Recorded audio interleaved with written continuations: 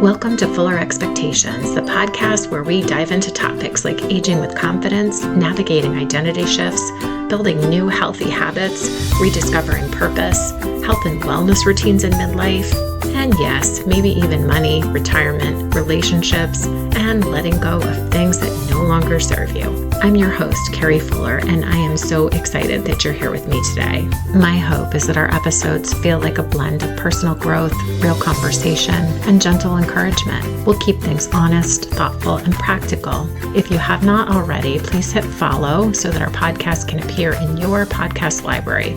We drop episodes every week, and we don't want you to miss it. And if you thought of somebody who might benefit by what you've heard today, please share this episode with them. And now let's get into today's episode. Welcome back to Fuller Expectations. I am so excited that you've joined us for this second episode in a three-part series. The three-part series focuses on the seasons that shape us. And the fact is there is a series of events that happens in our lives that really make us become who we are. And so the first episode in this series was To Everything There Is a Season. The second episode, which we're doing today, is The Seasons That Shape Us. And the last episode in this series is The Season After. And that's basically what we take that makes us who we are in the back half of life. So the fact is, life is not meant to stay the same. We move through seasons of growth and challenge and joy and loss, reinvention. We spend a lot of time waiting for things in our lives, and then we experience periods of renewal. And yet every one of us might spend our lives fighting the season that we're in instead of learning from it. In this special series, we are super excited to have a guest with us, Ed Doherty. Ed is a leadership consultant. He is an author. He is a business professional. And what makes Ed perfect for this three-part series is that he has held leadership positions in a variety of national businesses and nonprofit organizations. And in every role, he's focused on coaching and mentoring and personal development. So Ed knows people. And one of the things that inspires me about Ed is his optimism and his persistence. And he talks a lot about that. He's going to share a little bit about that with us today. So we are super excited to welcome Ed to the Fuller Expectations podcast series. Welcome, Ed. Thanks so much for joining us for the second episode in a three-part series on the seasons that shape us. And we're excited to have you today to talk about the seasons that change us. Well, thanks for having me back. I must have done okay in the first episode. Exactly. This is going to be a really good one for our listeners. I think that this is an episode that will leave them thinking about things that happen in their own lives that really make us sort of who we are for the next season, which is the season after, which is episode 3 in this series. So let's get started. So Ed, I would love to start by talking about the fact that when we look back on our lives, it's oftentimes the hardest season that becomes the most transformational for us. And when I was talking to you about this series, this was some pretty amazing content. So let's get into your perspective on that. And so when we look back on our lives, why do you think the hardest seasons are the ones that do become the most transformational? Well, I think the word hard is a synonym for test. And when we're tested and we come through, we're transformed. Also, when we're tested and don't come through, we're also transformed. And so, everything is temporary. When you're going through something difficult, you're either going to be better or worse when it's over. I think the second reason is hard makes us think. We think of solutions, changes, alternatives, and once we've thought about them, you can't unsee them. So they stay with us and they can be used in other seasons moving forward. And then when the hard season is over, we're more likely to enjoy the next season. And I think we tend to take fewer things for granted once we've survived a difficult time. As we think about the hard seasons, these are obviously the seasons that we would never choose, but they really are the ones that I think we see it on the other side, why that happened, or we take from it what we can. And these are the heartbreak, the failure, the loss, either setbacks in the career or you have health struggles, things like that, that are just difficult to get through. So I would love to talk a little bit about how we can stop asking, why is this happening to me? And start with more of, what is this trying to teach me? Okay, first of all, why is this happening to me is a very human question. It's not a weakness. It's usually the first thing we ask when life surprises us, disappoints us, hurts us, or knocks us on our ass. But it's not a question we can live in forever, because why is this happening to me often keeps us looking backward. It can trap us into blame, regret, anger, self-pity. Sometimes there isn't a satisfying answer. One of my all-time truest cliches is life isn't fair. There's no deal anywhere that anybody made with anybody that life is fair. People dumber than me got promoted before me, and people uglier than me got, life just isn't fair. And sometimes people disappoint us. Sometimes things break. Sometimes timing is terrible. The better question usually comes later when things have emotionally settled down a little bit. And that question is, what is this trying to teach me? And that question changes the direction of our thinking. It doesn't deny the pain. It doesn't pretend that adversity was good. It simply says, I may not have chosen this, but I can still learn from it. Kind of the global answer is for this changing this question is it moves us from victim to student. And stop and think about that. That's a big, big transformation. It moves us from stuck to searching, from resentment to reflection. The lesson might be different each time. Maybe we need to learn patience. Maybe it's courage. Maybe it's humility. Maybe we find out we're stronger than we thought. Maybe we need to change direction. The key to me is not to pretend adversity is easy. The key is to refuse to let adversity be wasted.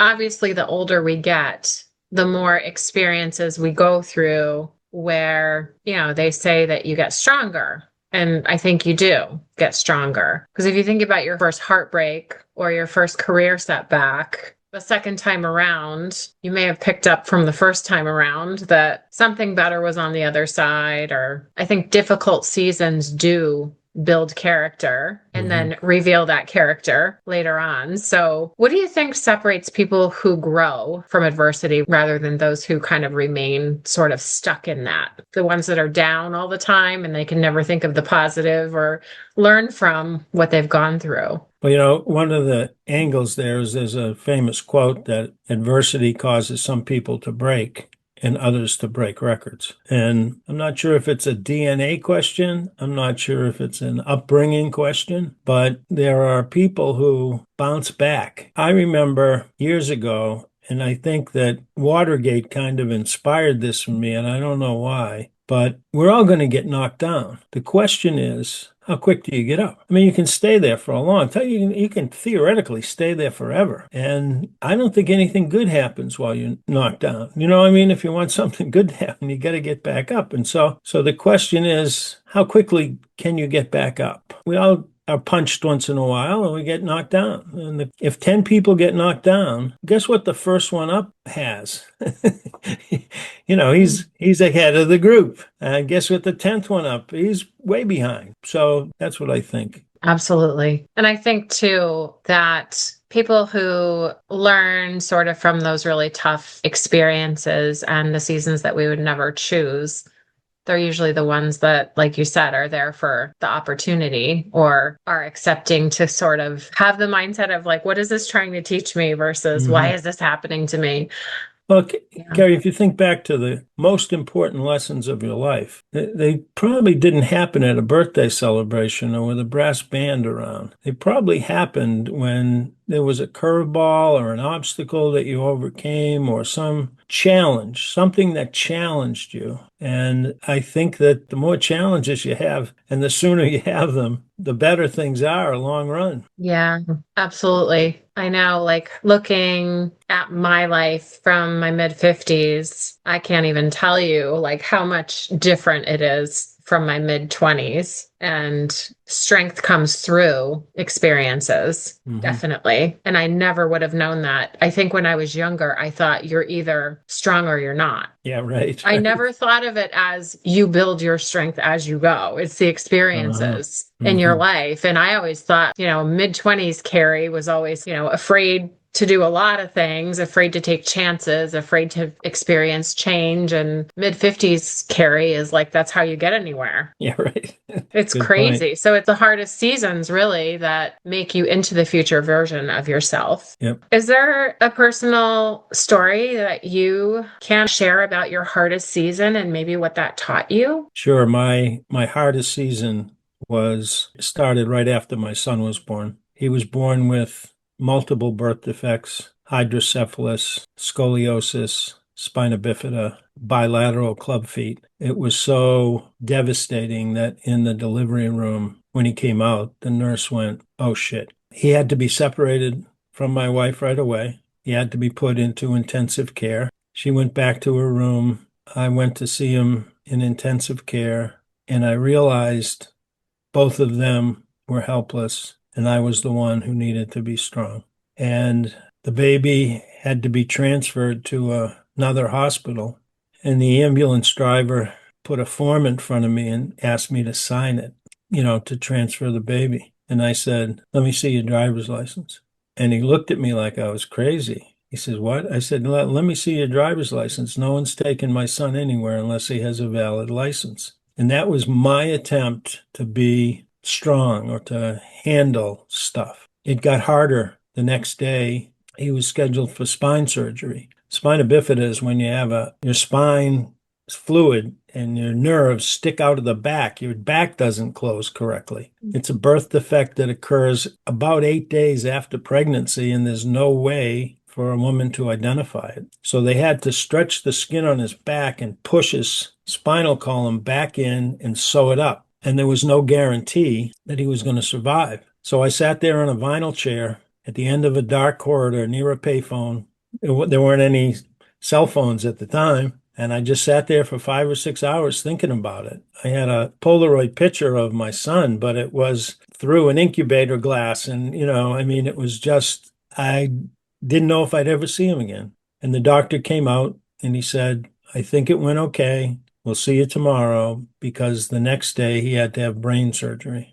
When they closed his spinal column, they put pressure on his brain, and pressure on his brain would have collapsed his brain. It would have compressed him. So they had to put a valve in his head to drain that excess fluid. So the second day, I'm back at that same vinyl chair near the payphone for 5 or 6 hours. And to kind of give validation to what we're talking about, the doctor came out of the operating room at the end of the hall. He walks towards me and says, "Your son came through fine." And I said, "Boy, he must be tough." And you Mhm. know what the doctor said? "Just like his old man." Mm. And so I had validation. The season had changed. I had been called upon, and I passed, I guess, is what you would say. Now, over the next, if we call this a season, over the next 10 years, he was in an operating room more than 3 dozen times. He had more brain surgery, he had foot surgery, he had abdominal surgery. The original shunt that they put in his head malfunctioned, so they had to replace it. His brain had a slight malformation, and so they had to remove part of his skull to give his brain more space. So that was the hardest season of all. Now, just so you know, he eventually was able to walk slightly. He walked like a drunken sailor, is what I used to tell people. Um, but he walked well enough so that one day I went to the AAU basketball program, and I said to the guy ahead of it, "My son loves basketball. Is there any way that he could join a team?" He says, "Bring him down here." So I brought him down. He walked into the court. The head of the program threw him a basketball. He caught it and told him to throw it back. And he threw it back and he said, "He's in." And he played 2 years, and they modified things for him slightly. So he would take the inbounds pass and dribble it to midcourt, and then throw it to a teammate and then walk back. And two things happened. The very last game, and I don't know if it was the coach or the kids, the very last game he played, he reached midcourt and someone said, dribble and shoot. And so he kept going, and the other team parted, and he got close to the basket and he put it up and it went in. My gosh. And the whole arena was cheering.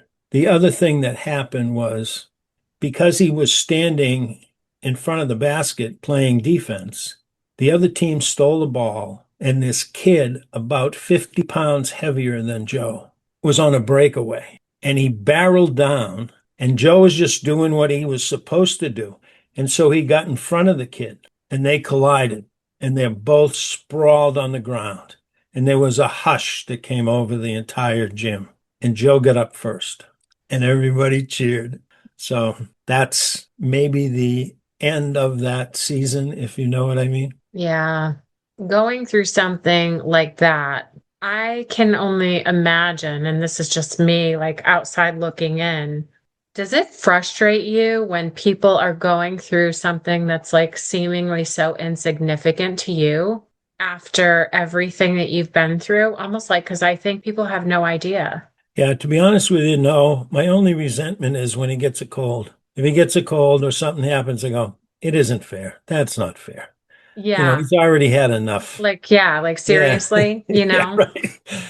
what did going through all of that teach you? I have never been in any situation with as much pressure or as much at stake as that. I Yeah. just handle pressure totally differently because I can say I've been in a worse situation. Yeah. So I don't know if that means I'm oblivious to pressure, but I've been in some tough situations and it just wasn't as bad. I mean, Yeah. even getting fired isn't as bad. It isn't Right. as tough.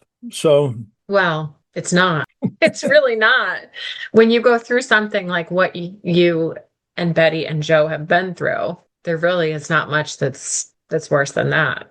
I mean, the other thing is, so I can talk about the season being over, but you could make a case that it's not over yet because we still have to take care of him. There's a lot of things he can't do on his own, and he's still, I wouldn't say he's full time, but between the two of us, he's multiple hours and efforts a week. Now, the one mm, thing I will tell you is that for some reason he went to a Billy Ray Cyrus concert when Billy Ray was hot, and he fell in love with country music. And that's all he listens to, and all he wants to do is see live country music acts. And so, for example, this month we went to Nashville to the Country Music Festival. We traveled down there. It was our 29th time going to Nashville. And last year, I took him to 138 live music acts in 2025. And this year we're already at 107. And people say to me, why the heck are you doing that? And I say, hey, if you can make your kid happy, why not? there's a thing called music therapy. Yeah, right. I don't know It's about a that, real but thing. That's yeah. a real thing, music therapy. So, Ed, can you talk a little bit about how the experience going through that with Joe, how did that prepare you for, coming out of that in your next sort of phases of life? Well, I want you to stop and think about how many decisions had to be made, okay? And I want you to stop and think. I know you have a son because I know your son. I want you to picture him about to go into the operating room. Now picture that happening 3 dozen times and picture that happening when he's just a baby. And the number one feeling I had every time was, I wish I could trade places with him. There's no other, I wish I could trade places with him.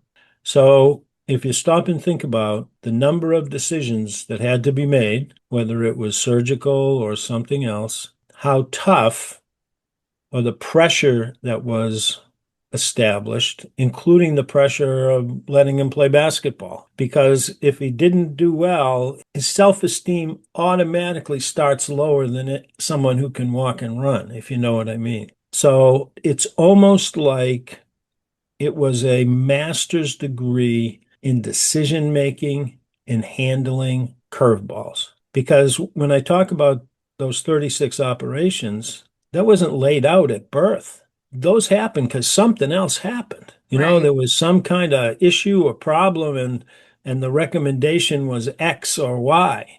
And Mm. then as parents, we had to decide. And so it's nonstop. It's been nonstop. And I think that, do I think I'm a good decision maker? I think I'm pretty good. I've had a lot of practice making tough decisions. In fact, one of my cliches is there really isn't any good decision or bad decision. You make a decision, and then what you do after you make the decision determines whether it's a good or bad decision.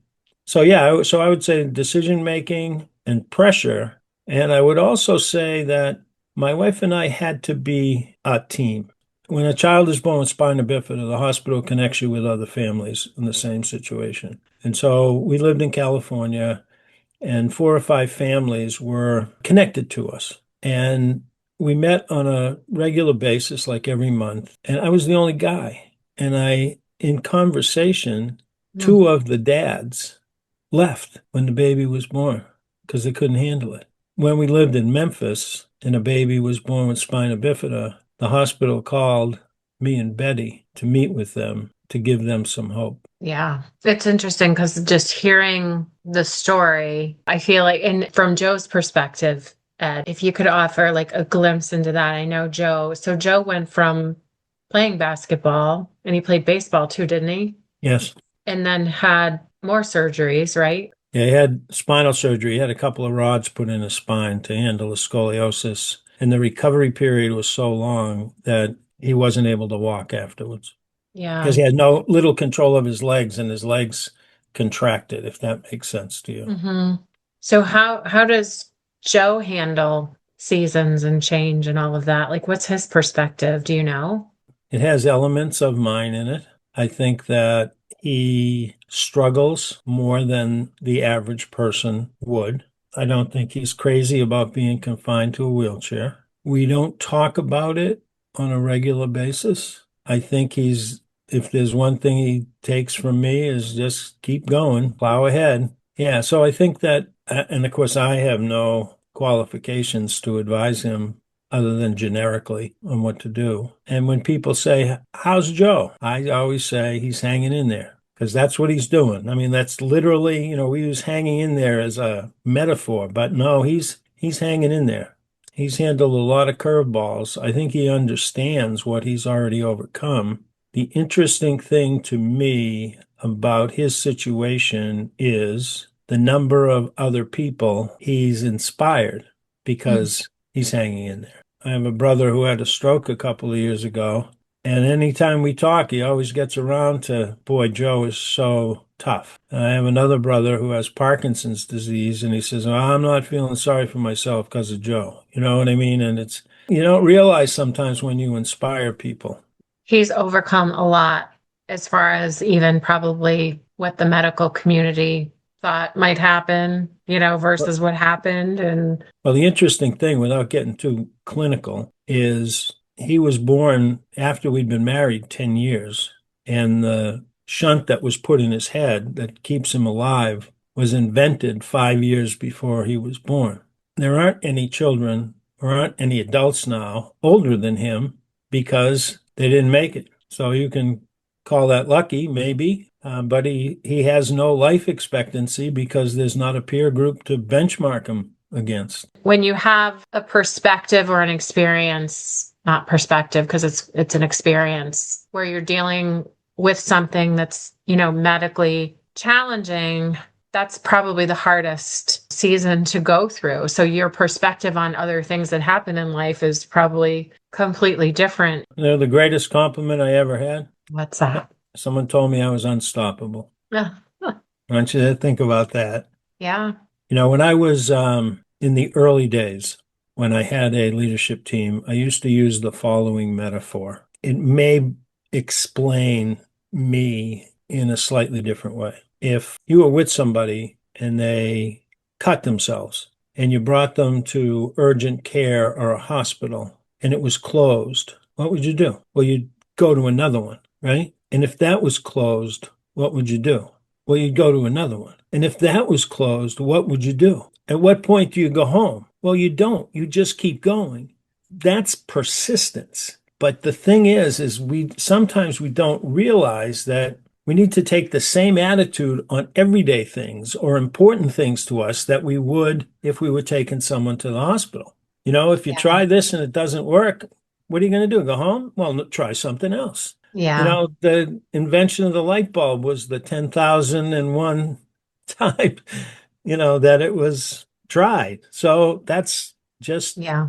persistence. Yes. Keep going. And I think that is to my point of the mid 50s Carrie versus the 25-year-old Carrie. It's learned. You adopt it as you go through different experiences. You don't, I like I said, I used to think that you were born with it. You either have that or not. You've got the gumption or you don't. But it's the experiences in your life that give that to you. As long as you learn from them. Exactly. That's a big point here is knowing that experiences are there to teach you something and they shape you and they don't last forever. It's like the winter season. Winter is one of the seasons that things kind of come out in the spring because of the winter, and that's just like Yeah. us. One of the things too that's interesting to me is that our childhood also shapes who we are. And I know people who have had very traumatic childhoods and either come out of that and they use that to fuel themselves and they're super successful in their life because of what they experienced in their childhood. And then I know other people who use that as an excuse to never accomplish anything. The difference is really like think about your future. What do you want for yourself? Victim to student. Exactly. Some of the takeaways for listeners really is to think about a difficult season that they have experienced in their past and try to take from that what it's trying to teach you or prepare you for, and what strength kind of emerges from that. Victim to student. Carrie, you don't have to apply what you've learned right away as long as you've learned it. You can apply it years later, and it's still, if as long as you learned it, you can still make a difference. Bingo. Well, that's perfect. Thank you, Ed. Thanks for having me. It was nice to be had. Thanks for listening today. If this episode sparked something in you, please share it with a friend, leave a comment or a review, and reach out and let me know what resonated. Remember, no matter what age or stage of life you're in, you can pivot. And always remember, the second half of life is not a winding down. It's a waking up. Please follow or subscribe. We'd love to have you as part of our podcast family. Let's keep showing up and being the best version of ourselves. Until next time, take care.